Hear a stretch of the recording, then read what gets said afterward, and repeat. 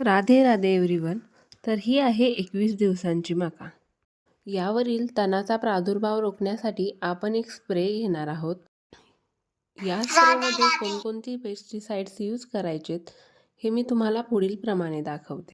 ही सगळी पेस्टिसाइड्स जे आहेत ते एकत्र मिक्स करून घ्यायचेत आणि अर्धा एकरासाठी 5 पंप असं काही आपलं औषध तयार होईल.